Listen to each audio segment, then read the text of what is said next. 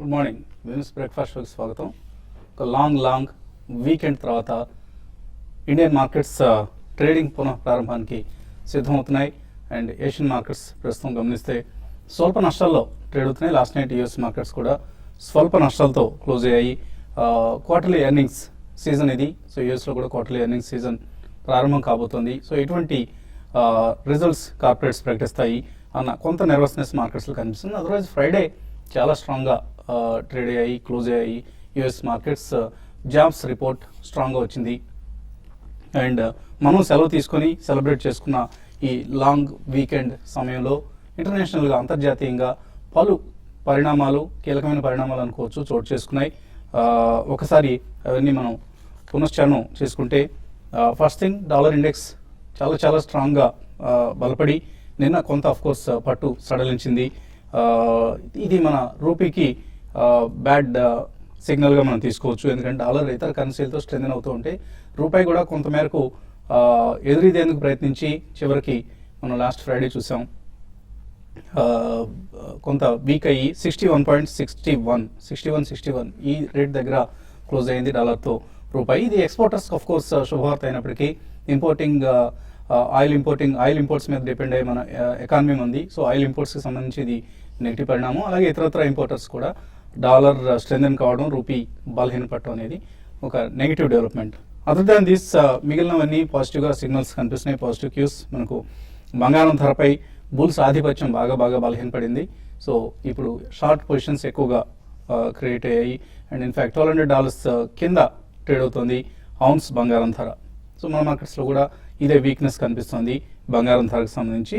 ఇది మనకు పాజిటివ్ పరిణామం చెప్పుకోవచ్చు, ఎందుకంటే గోల్డ్ ఇంపోర్టింగ్ నేషన్ ఉంది. సో ఎక్కువ గోల్డ్ ఇంపోర్ట్స్, గోల్డ్ ప్రైస్ తగ్గింది కాబట్టి మనం మ్యాక్రో పరంగా అంటే ఆర్థిక వ్యవస్థ పరంగా ఇది ఒక అనుకూలమైన పరిణామం. అలాగే అంతర్జాతీయ టెన్షన్స్ ఏవైతే ఉన్నాయో, యుక్రెయిన్ కావచ్చు లేదా హాంకాంగ్ కావచ్చు, సిరియా లాంటి అంతర్జాతీయ ఆందోళనలు అన్నీ కూడా కాస్త సద్దుమణిగాయి. ఇది పాజిటివ్ డెవలప్మెంట్గా తీసుకోవచ్చు మనం. హాంకాంగ్ ఇండెక్స్ నిన్న 1% పెరిగింది. ఈ మార్నింగ్ ఆఫ్ కోర్స్ స్లైట్లీ వీక్గా ట్రేడ్ అవుతుంది. అలాగే యూఎస్లో అన్ఎంప్లాయ్మెంట్ రేట్ ఇందాక అనుకున్నాం 6 సంవత్సరాల కనిష్ట స్థాయికి పడిపోయింది. ఇది అక్కడ ఎకానమీ రికవర్ అవుతుంది, జాబ్స్ క్రియేట్ అవుతున్నాయి అనే అంశానికి సూచన. కాబట్టి యుఎస్ ఎకానమీ రివైవల్ అనేది మన ఎక్స్పోర్ట్స్కు చాలా అనుకూలమైన విషయం కాబట్టి ఇది కూడా ఒక good development. So 5th point, Brent crude ధర సుమారుగా $92కు తగ్గింది. ఇది కూడా మల్టీ ఇయర్ లో. సో 27 నెలల కనిష్టానికి పడిపోయి ప్రస్తుతం మళ్ళీ 92.79 ఈ ధర దగ్గర ట్రేడ్ అవుతుంది. But still crude prices multi year lows దగ్గర ఉండడం కూడా మన ఎకానమీకి సంబంధించి కీలకమైన పరిణామం. సో ఈ 5 పరిణామాలు కూడా మన ఈక్విటీ మార్కెట్స్ మీద ప్రభావం చూపించబోతున్న అంశాలు. ఈ అంశాన్ని దృష్టిలో ఉంచుకోవాలి మనం. ఇక of course quarterly earnings season ఇందాక అనుకున్నాం అక్టోబర్ 10 అంటే శుక్రవారం నుంచి రిజల్ట్స్ సీజన్ ప్రారంభమవుతుంది. మనకి ఇన్ఫోసిస్ టెక్నాలజీస్ అక్టోబర్ 10 శుక్రవారం రోజు రిజల్ట్స్ ప్రకటించబోతుంది. ఆఫ్ కోర్స్ తర్వాత Reliance industries, IndusInd bank, Bajaj auto ఇటువంటి కంపెనీస్ అన్ని కూడా వరుసగా క్యూ కొడతాయి. సో ఇన్ఫోసిస్ రిజల్ట్స్ ఎటువంటి సంకేతాలు ఇస్తుంది మార్కెట్ కన్నా అంశం కూడా కీలకమైన పరిణామంగా మనం తీసుకోవాలి. మార్కెట్స్ గమనాన్ని నిర్దేశించే అంశాలు ఇవన్నీ కూడా.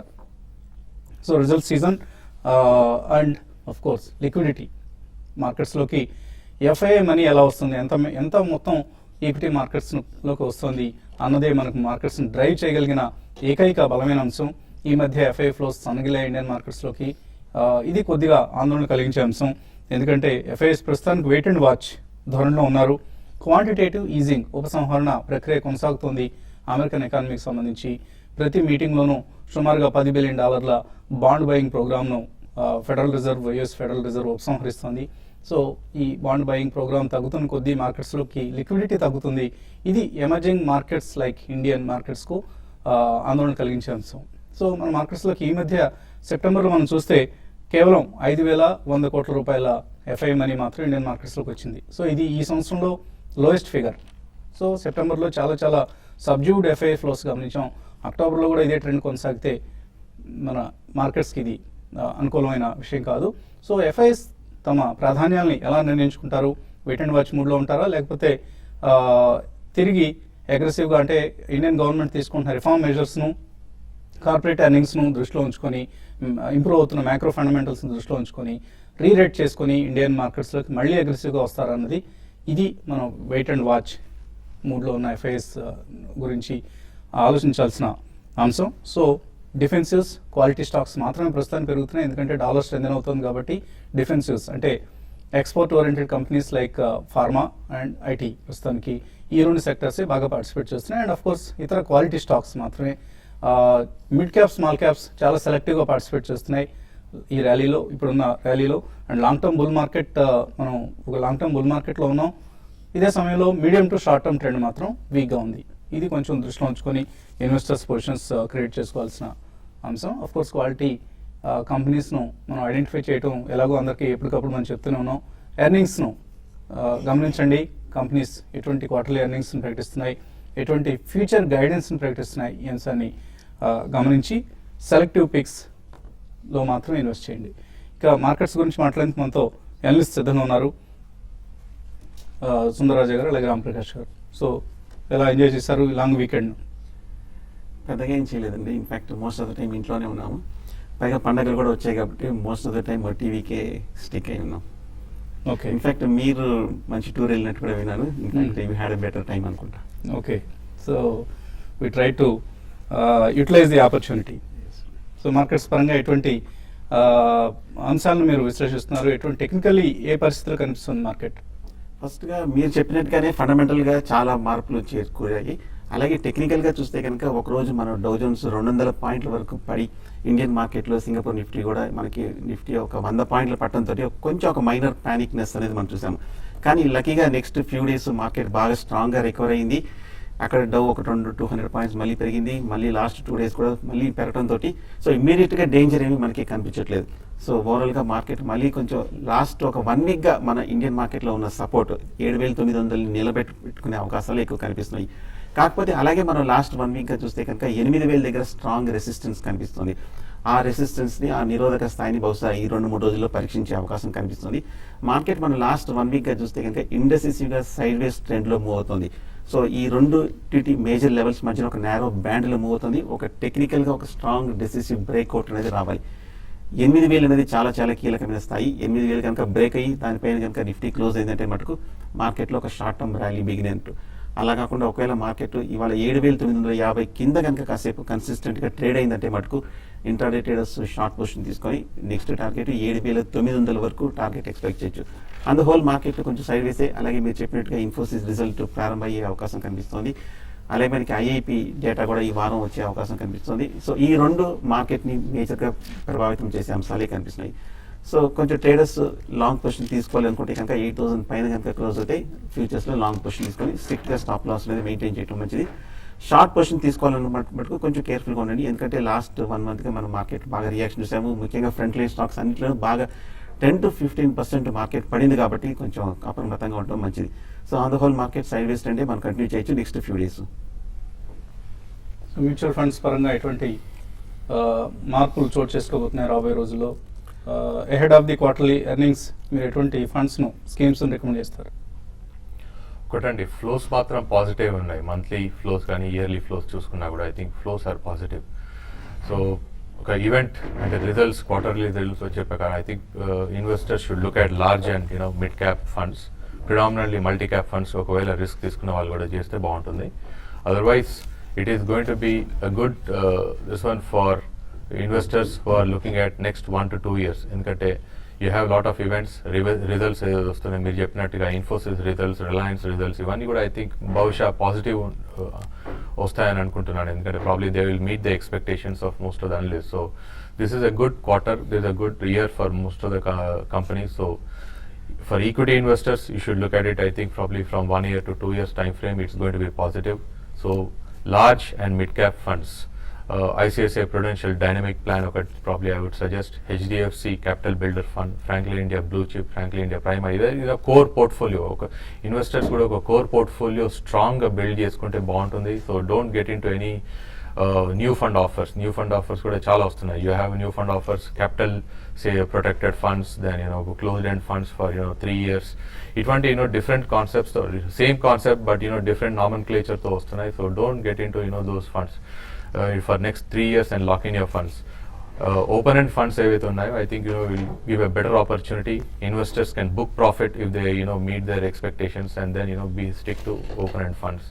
So large and mid cap funds can be a good, but don't get into gold. Gold, if you look at, I think probably the pressure on gold returns, gold funds. So last 1 year చూసుకున్నా కూడా almost 12 to 13% negative performance ఉంది. So don't look at gold at this point of time because you have equities which is good opportunity for most of the investors. So cyber Monday నిన్న big billion డేగా e commerce website Flipkart ఒక సంచలనం సృష్టించే ప్రయత్నం చేసింది. October 6th 10th అంటే 10th month కాబట్టి 6/10 ఈ 6/10 రోజున ఫ్లిప్కార్ట్ ఒక సంచలనానికి దారితీసింది. సో బిగ్ బిలియన్ డే అన్న పేరుతో డిస్కౌంట్ సేల్స్ని ప్రకటించింది ఫ్లిప్కార్ట్ తన వెబ్సైట్లో. ఇవన్నీ కూడా చాలా మందిని టెంప్ట్ చేసిన డిస్కౌంట్స్, ఎందుకంటే కేవలం రూపాయికే కొన్ని ప్రొడక్ట్స్ని ఆఫర్ చేశారు ఫ్లిప్కార్ట్ సైట్లో. ఈవెన్ కాంపిటీటర్స్ కూడా దీన్ని అనుసరించే ప్రయత్నం చేస్తారు, లైక్ స్నాప్డీల్ కావచ్చు, అమెజాన్ కావచ్చు. సో 6/10 అంటే అక్టోబర్ 6th 10th. సో 6/10కి ఉన్న ప్రాధాన్యం ఏంటంటే ఫ్లిప్కార్ట్ ప్రమోటర్స్ ఎవరైతే ఉన్నారో బిన్నీ బన్సాల్ అండ్ సచిన్, వీళ్ళిద్దరూ కూడా ఆ ఫ్లాట్ నుంచే, ఒక ఫ్లాట్ నెంబర్ ఇది 6/10 అనేది. సో 6/10 ఫ్లాట్ నుంచి వాళ్ళు తమ కెరీర్ని ప్రారంభించారు కాబట్టి ఆ సెంటిమెంట్తో నిన్న ఒక బిగ్ బిలియన్ డే అంటూ బిలియన్ హిట్స్ రావాలి, తమకంటే 100 కోట్ల హిట్స్ రావాలి ఫ్లిప్కార్ట్ సైట్ కన్నా లక్ష్యంతో ఒక ఆఫర్స్ని ప్రకటించారు. అయితే నిన్న వాళ్ళు ఈ టెక్నాలజీని మాత్రం సరిగ్గా మేనేజ్ చేసుకోలేకపోయారు. సర్వర్స్ ఫెయిల్ అయ్యాయి. సర్వర్ ఫెయిల్యూర్స్తో ఫ్లిప్కార్ట్ సైట్లో ఏవైతే డిస్కౌంట్స్ కోసం కస్టమర్స్ ఎగబడ్డారో ఆ డిస్కౌంట్స్ వాళ్ళకి దక్కలేదు. సో కస్టమర్స్ నిరాశపరిచింది ఫ్లిప్కార్ట్, కస్టమర్స్ని ఉసూరు అనిపించింది. అండ్ రూపాయికే కొన్ని ప్రోడక్ట్స్ ఇస్తూ ఉన్నారు. ఇన్ఫ్యాక్ట్ గెలాక్సీ ట్యాబ్ 2 దీన్ని 1390 రూపీస్, 1390 రూపాయలకే గెలాక్సీ ట్యాబ్ 2ని ఇస్తూ ఉన్నారు. అలాగే ఐఫోన్ 5s 53% డిస్కౌంట్ ఆఫర్ చేశారు. కానీ ఇవన్నీ కూడా ఎవరికి దక్కలేదు. సో ఐదర్ సర్వర్న మొరాయించింది, సైట్ హ్యాంగ్ అయిపోయింది, లేదా by the time customers click చేసే టైంకి ఆ డీల్ను ఆ సైట్లోంచి తీసేయడం జరిగింది. కొన్ని ప్రొడక్ట్స్ ప్రైసెస్ అయితే కేవలం నిమిషాల వ్యవధిలోనే ధరలు పెరిగిపోయాయి. 5,000 నుంచి 15,000 చేశారు కొన్ని ప్రొడక్ట్స్ ధరలు. సో ఓవరాల్గా it was a disappointing day. అయితే చాలా మార్కెట్లో మాత్రం ఒక ఉత్సాహాన్ని, ఉత్కంఠను క్రియేట్ చేసిన సంఘటన ఇది. So Flipkart, Snapdeal and in fact Flipkart నిరాశపరచడంతో కాంపిటీటర్ సైట్స్కి పరుగులు తీశారు. ఇటు అమెజాన్ కావచ్చు, లేదా స్నాప్డీల్ కావచ్చు, ఇటువంటి సైట్స్ అన్నిటికీ కస్టమర్స్ హడావుడిగా లాగిన్ అయ్యి అక్కడైనా డిస్కౌంట్లు ఉన్న వాటిని అవైల్ చేసుకునే ప్రయత్నం చేశారు. అక్కడ కొంత సక్సీడ్ అయ్యారని కూడా మనం చెప్పుకోవచ్చు. So all in all it was a cyber Monday, it was a big billion day. And కేవలం 10 గంటల వ్యవధిలోనే 100 మిలియన్స్ అంటే 610 కోట్ల రూపాయల బిజినెస్ తమ సైట్లో జరిగింది అంటూ ఫ్లిప్కార్ట్ ప్రకటించింది. ఇందులో ఎంత మేరకు వాస్తవం ఉందన్నది వాళ్ళకే తెలియాలి. ఇన్వెస్టర్స్ నుంచి కాల్స్ తీసుకుపోయే ముందు కాసేపు ప్రకటనలు.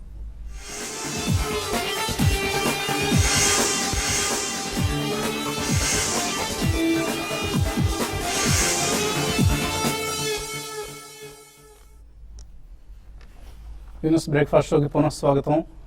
SGX నిఫ్టీ 7940 దగ్గర ట్రేడ్ అవుతుంది, 14 పాయింట్ల లాభంతో. సో స్లైట్లీ పాజిటివ్ ఓపెనింగ్ కోసం మన మార్కెట్స్ సిద్ధమవుతున్నాయి. అండ్ ఇన్ఫ్యాక్ట్ మార్కెట్స్ ఓపెనింగ్ కంటే కూడా రూపాయి ఎలా ప్రారంభం అవుతుంది ఈ అంశం ప్రాధాన్యత సంతరించుకుంది. డాలర్ ఇండెక్స్ చాలా స్ట్రాంగ్గా ఉంది, 86 పైన కనిపిస్తుంది డాలర్ ఇండెక్స్ ప్రస్తుతం.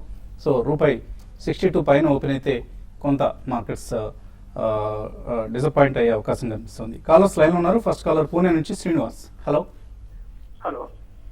అడగండి శ్రీనివాస్. నేను కుటుంబరావుగా సజెస్ట్ చేసినట్టు సుదర్శన్ కెమికల్స్ 10 షేర్స్ తీసుకున్నానండి 1100 చిల్లరలో. ఓకే. అదేమో తర్వాత స్ప్లిట్ అయింది. స్ప్లిట్ అయిన రోజున ఆల్మోస్ట్ 10 times డౌన్ అయిపోయింది షేర్. యాజ్ పర్ కంపెనీ ఇది బోనస్ ఇది 1:1 అండి.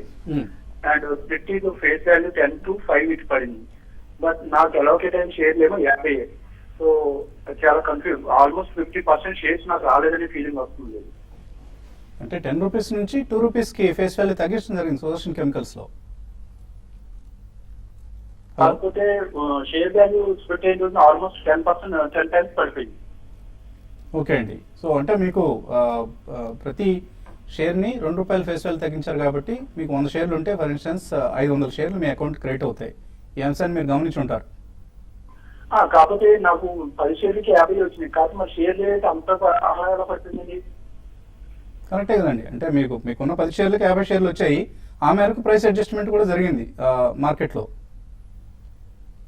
సో ఎనీవే టెక్నికల్లీ ఎలా కనిపిస్తుంది సుదర్శన్ కెమికల్స్? అంటే సుదర్శన్ కెమికల్స్ కూడా బాగా పెరిగిన స్టాక్ అండి, బాగా అవుట్ పర్ఫార్మ్ చేసిన స్టాక్. మామూలుగా కరెక్షన్స్ మామూలుగా ఇటువంటివి వస్తూనే ఉంటాయి, ఇటువంటి అంటే ప్రాఫిట్ బుకింగ్ కూడా వచ్చింది, దానివల్ల కూడా ఈ స్టాక్లో కొంత కరెక్షన్ చూసామండి. మీకు వచ్చిన షేర్లు, మీకు రావాల్సిన షేర్లు మీకు వచ్చాయి కాబట్టి మీరు కొంచెం వెయిట్ చేయండి. మళ్ళీ ఈ స్టాక్లో ఒక అప్ ట్రెండ్ అనేది రావడానికి అవకాశం ఉంటుంది. అరౌండ్ 140 లెవెల్స్ దాకా వెళ్ళడానికి అవకాశం ఉందండి. So fundamentally it's a good company. So మీరేమి దాని గురించి ఎక్కువగా ఆందోళన చెందదు. మార్కెట్ ర్యాలీలో పార్టిసిపేట్ చేసే కంపెనీ ఇది. It's performing well.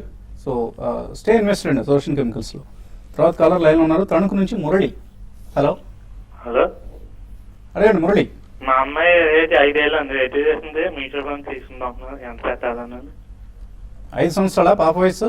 అవునండి. అంటే ఎంత ఇన్వెస్ట్ చేద్దాం అనుకుంటున్నారు మీరు? నెలతో ఎంతైనా పర్లేదండి, ఎంత పెట్టా మంచిదండి నెలతో. సో మీరు ఎంతైనా ఇన్వెస్ట్ చేయగలిగే సామర్థ్యం మీకు ఉంది. ఒకరితే అమ్మాయా? అవుతుందండి అమ్మాయి. ఒకటే పాప కాబట్టి ఆయనకి ఎటువంటి ఫండ్ మీరు సజెస్ట్ చేస్తారు?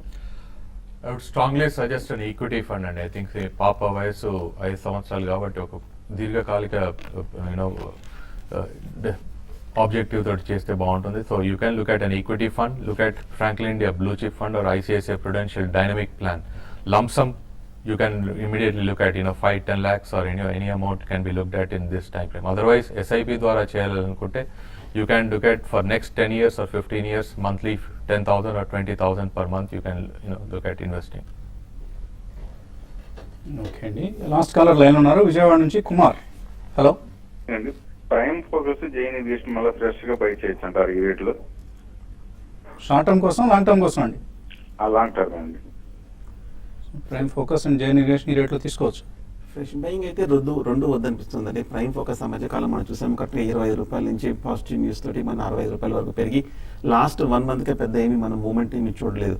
టెక్నికల్గా మటుకు ఈ లెవెల్లో కొంచెం స్టక్ అయినట్టు కనిపిస్తుంది. ప్రస్తుతానికి అయితే కొంచెం అవాయిడ్ చేసి ఏదైనా కొంచెం కరెక్షన్ వస్తే కనుక బై చేయొచ్చు. అలాగే జైన్ ఇరిగేషన్ మనం చూస్తే కనుక 130 రూపాయల నుంచి కరెక్ట్గా కొంచెం 80-90 రూపాయల వరకు పడటం జరిగింది. కాకపోతే closer to long term support దగ్గరికి వస్తున్నాము. నా ఉద్దేశం ఇంకా కొంచెం ఫర్దర్ డిప్ పెద్ద వచ్చినా రాకపోయినా ఓకే 70 రూపీస్ దగ్గర స్ట్రాంగ్ సపోర్ట్ కనిపిస్తుంది. ఆ లెవెల్లో మీరు లాంగ్ టర్మ్ కోసం బై చేయొచ్చు.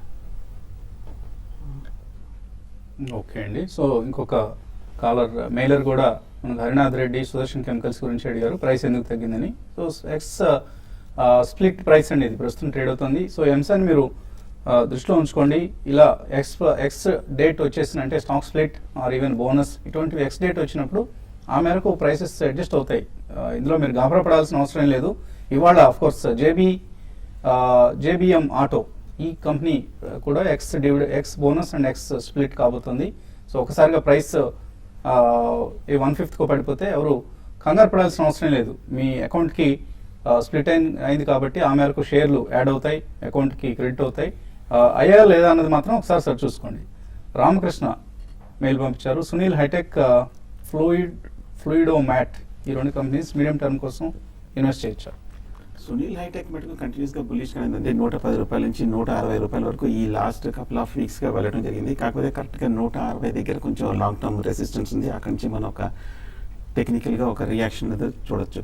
నా ఉద్దేశం కొంచెం ఓవర్ బాట్లో ఉంది కాబట్టి కొంచెం వెయిట్ చేయండి, డిప్లో బై చేయొచ్చు. Engineers India, Hindustan zinc 12 months కోసం తీసుకోవచ్చా? జగన్నాథ్ నాయుడు అడుగుతున్నారు.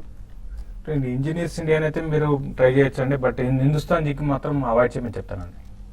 సయ్యద్ ఇమ్రాన్, జిఎంఆర్ ఇన్ఫ్రా 29 రూపాయలకు ఉన్నారు, యావరేజ్ చేసుకోవచ్చా ఇక్కడ, వెయిట్ చేయాలా? జిఎంఆర్ ఇన్ఫ్రా కంటిన్యూస్ గా డౌన్ ట్రెండ్ చూస్తున్నామండి. 18 రూపీస్ లాస్ట్ హోప్ అండి, అది కానీ బ్రేక్ అయిందంటే ఇంకా వీక్ కావచ్చు. మీరు 18 రూపీస్ దగ్గర అయితే మీరు యావరేజ్ చేయమని చెప్తాను, బట్ ట్రేడింగ్ కోసమేనండి, ఇది ఇన్వెస్ట్మెంట్కి అయితే అవాయిడ్ చేయండి. ముఖర్జీ చుక్కపల్లి తెనాల నుంచి ఆయన మ్యూచువల్ ఫండ్స్లో ఎస్ఐపి చేస్తున్నారు. ఆల్మోస్ట్ 14 మ్యూచువల్ ఫండ్స్ అన్ని మనం అన్నిటి గురించి సలహా ఇవ్వడం కష్టం కాబట్టి కనీసం 2-3 స్కీమ్స్ మీరు చెప్పండి. Axis equity fund, Birla Sun Life top 100, ICICI top 100 fund, Quantum long term equity, BNP equity, ఇలా చాలా పేర్లు ఇచ్చారు. మీకు నేను దాన్ని ఫార్వర్డ్ చేస్తాను మెయిల్ని, తర్వాత maybe you can also reply to him individually. 14 funds అనేది చాలా ఓవర్ డైవర్సిఫికేషన్ అండి. ఇది ఐ థింక్ ఫండ్ పరంగా కాకుండా ఒక పోర్ట్ఫోలియో పరంగా చూసుకున్నా కూడా ఇది almost similar. So 14 is too much. I think SIPs should be limited maximum to 4 or 5. So consolidate చేసి అమౌంట్ ఈ కన్సాలిడేట్ కోర్ పోర్ట్ఫోలియోలో మీరు అన్నట్టు Axis equity, Birla Sun Life top 100 ఇది గుడ్ ఫండ్. అదే మాదిరిగా HDFC capital builder, ICICI Prudential dynamic, Franklin India blue So, chip, మీ advice ఒక 5 స్కీములకి 5 స్కీమ్లో కన్సాలిడేట్ చేసుకొని చేసుకోవడం ఇన్స్టెడ్ ఆఫ్ మంచిది. Looking at 2000 into 14 funds, I would suggest is 4 to 5,000 in fund, or probably 2 funds 10,000. And me mail కూడా రామప్రకాష్ గారికి నేను ఫార్వర్డ్ చేస్తానండి. పర్సనల్గా మీకు ఆయన రిప్లై ఇచ్చే ప్రయత్నం చేస్తారు.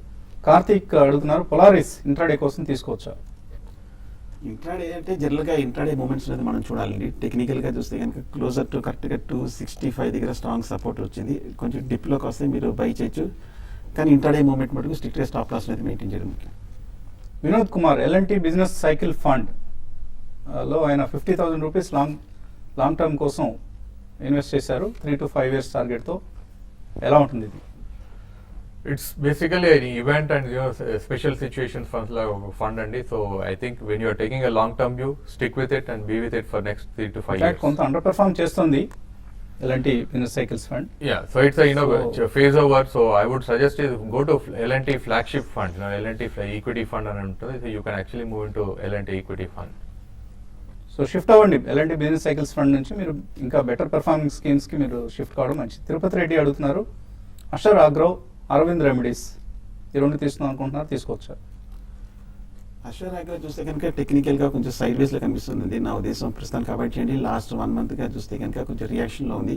డిప్లో ఒక 40 రూపీస్కి వస్తే కనుక బై చేయొచ్చు. మధుకాన్ ప్రాజెక్ట్స్ ఈ రేట్లో తీసుకోవచ్చు, ఆదినారాయణ అడుగుతున్నారు. మధుకాన్ ప్రాజెక్ట్స్ రీసెంట్గా కొంత మంచి అప్ ట్రెండ్ వచ్చిందండి. మీరు కరెక్షన్లో దీన్ని లాంగ్ టర్మ్ ఉద్దేశంతో బై చేసుకోవచ్చు అండి. డిప్స్ వచ్చినప్పుడు తీసుకుంటూ ఉండండి, మేబీ స్టీప్ డిక్లైన్స్ వచ్చినప్పుడు మాత్రమే తీసుకోండి. ఇది వాటి బిజినెస్ బ్రేక్ఫాస్ట్. మధ్యాహ్నం 1:30కి మళ్ళీ స్మార్ట్ ఇన్వెస్ట్లో కలుద్దాం.